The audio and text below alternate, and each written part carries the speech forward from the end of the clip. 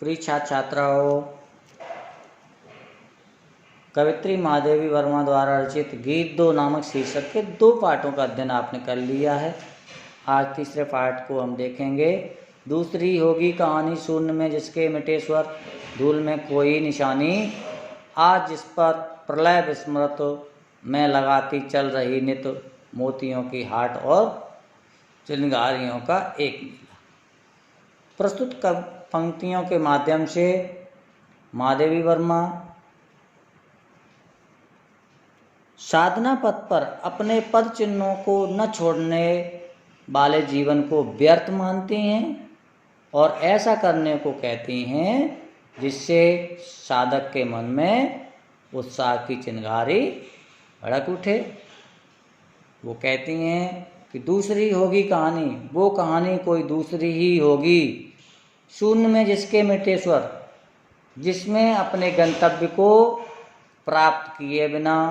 नायक के स्वर, साधक के स्वर शांत हो गए हों, धूल में कोई निशानी और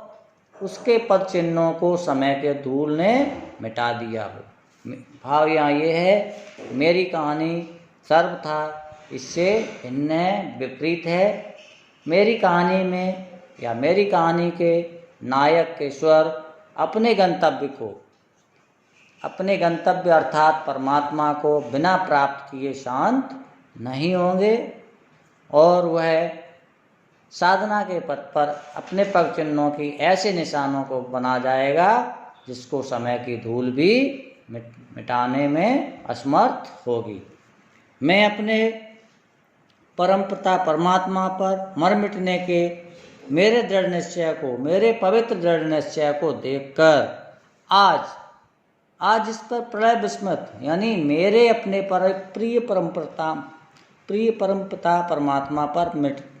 मर मिटने के पवित्र दृढ़ निश्चय को देखकर आज प्रलय भी आश्चर्यचकित हो रही है कि इस साधक को पथ से विचलित कर पाना संभव नहीं है।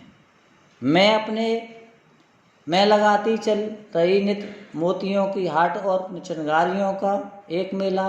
मैं उस परमपिता परमात्मा को अपने गंतव्य को प्राप्त करने के लिए अपने आंसू रूपी मोतियों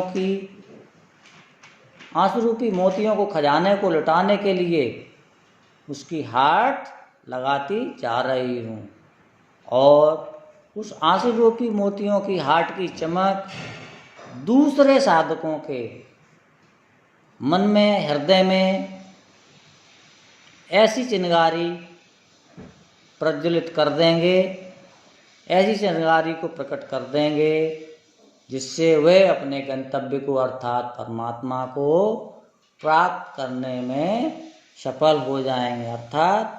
वो अपने परमपिता परमात्मा को, अपने लक्ष्य को प्राप्त कर सकें, आसानी से, सरलता से प्राप्त कर सकेंगे। आज इतना।